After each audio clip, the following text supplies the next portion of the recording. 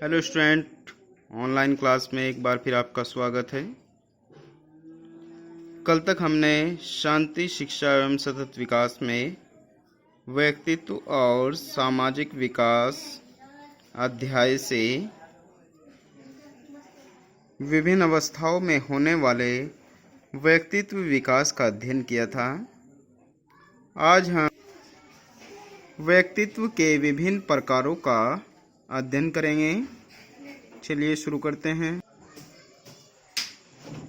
प्राचीन काल से ही अनेक आधारों पर व्यक्तित्व का वर्गीकरण किया गया है, यानी कि सभी विद्वानों ने, शिक्षा शास्त्रियों ने अपने अपने आधारों पर व्यक्तित्व को विभिन्न भागों में बांटा है।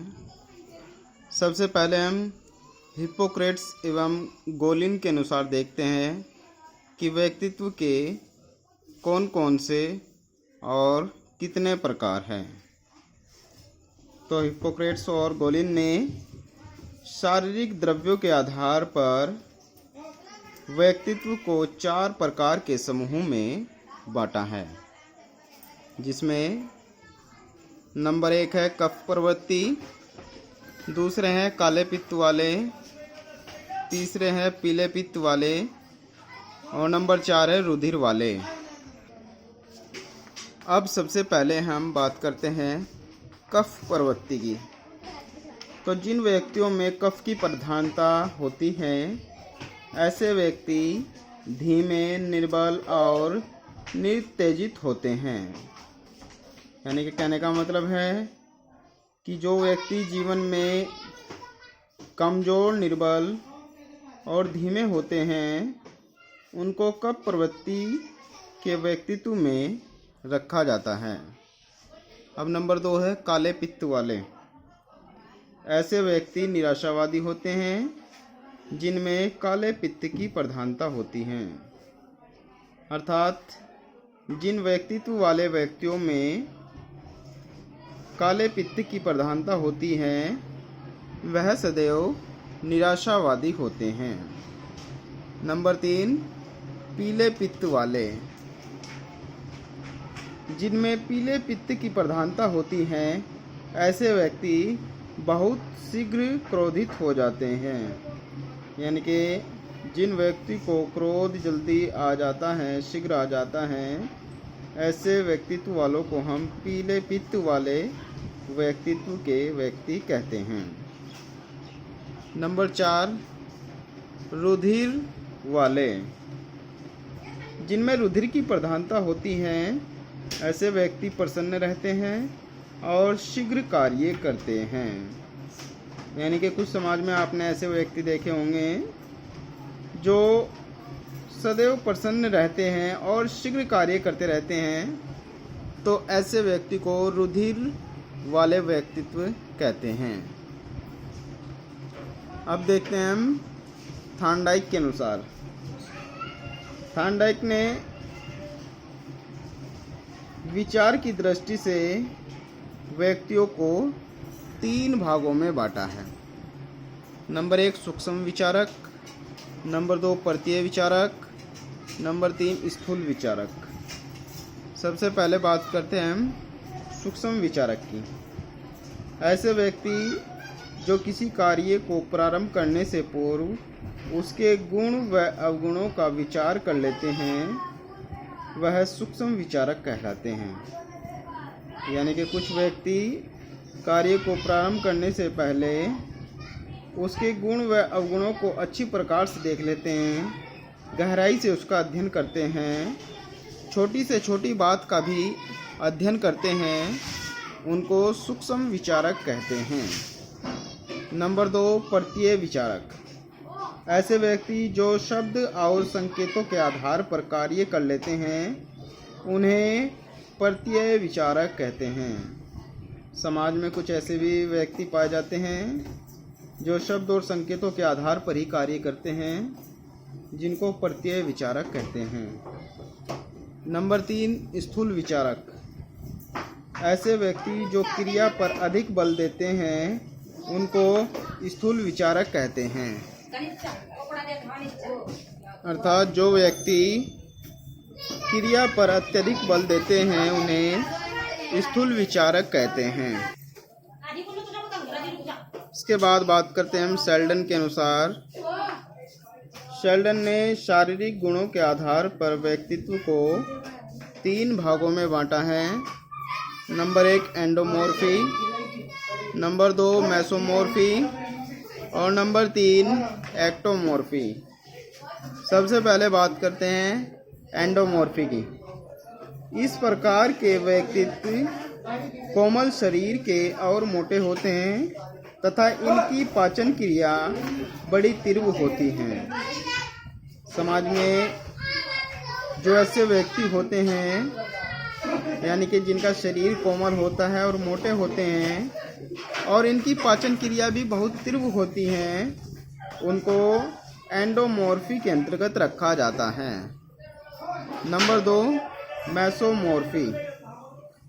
इस प्रकार के व्यक्ति लंबे चौड़े शरीर वाले होते हैं तथा इनका स्वास्थ्य बड़ा अच्छा होता है।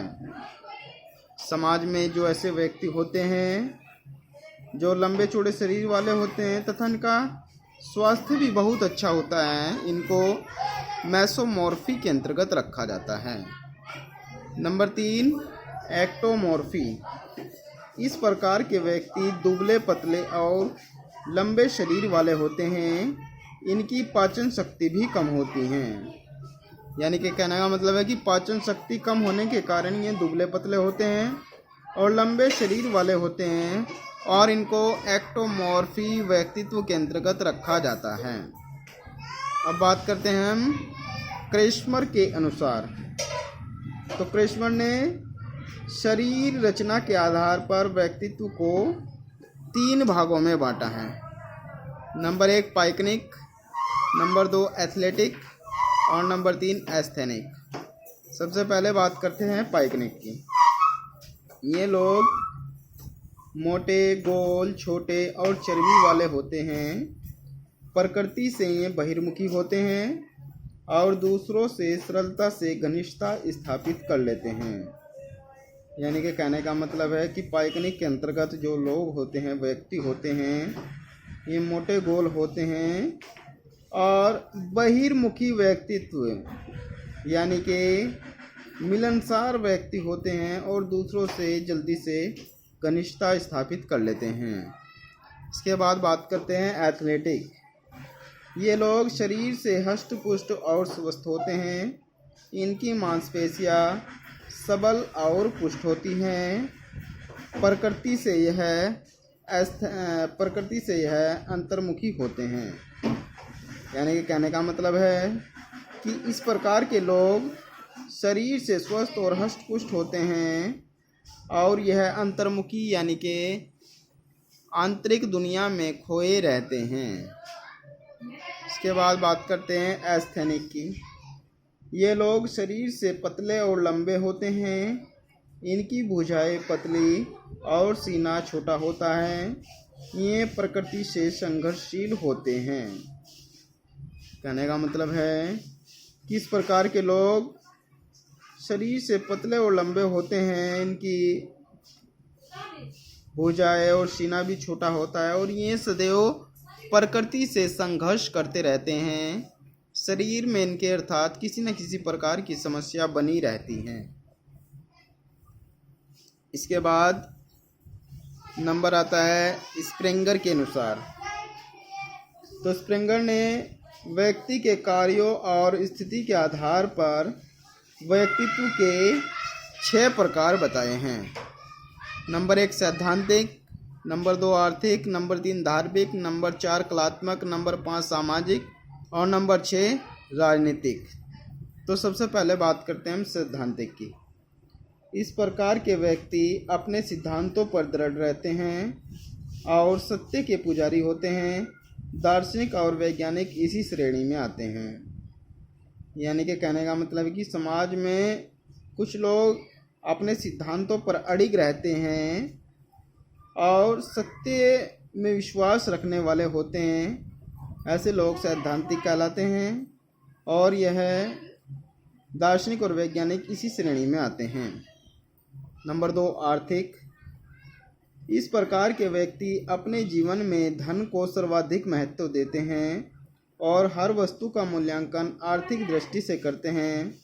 व्यापारी इसी श्रेणी में आते हैं।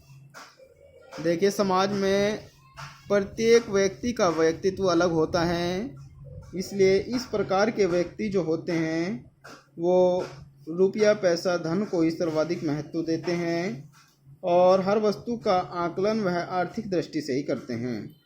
व्यापारी अर्थात बिजनेसमैन जो होते हैं वह इसी श्रेणी में आते हैं। नंबर 3, धार्मिक। इस प्रकार के व्यक्ति धार्मिक प्रवृत्ति के होते हैं।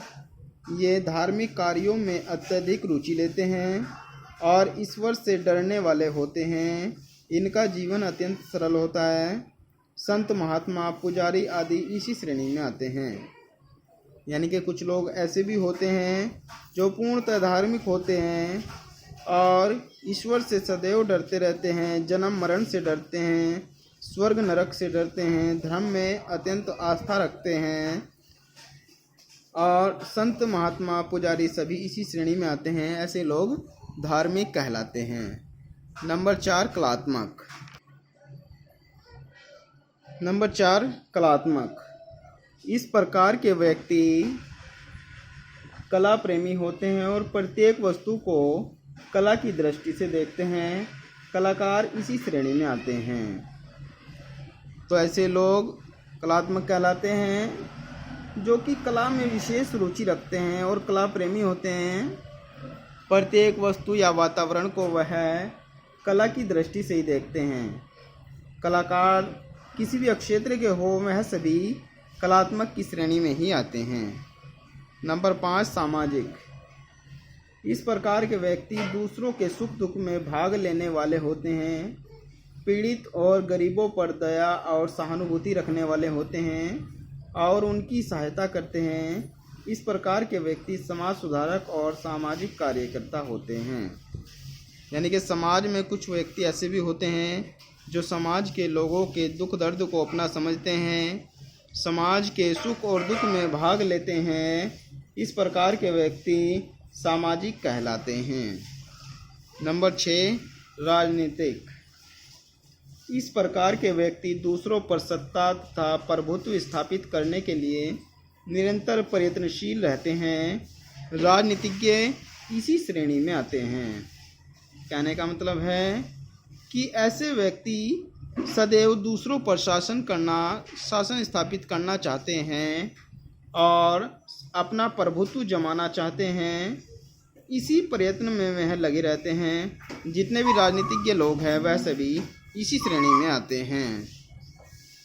तो कल हम जुंग के अनुसार जो व्यक्तित्व के प्रकार है, सबसे मुख्य प्रकार है, उनका अध्ययन करेंगे।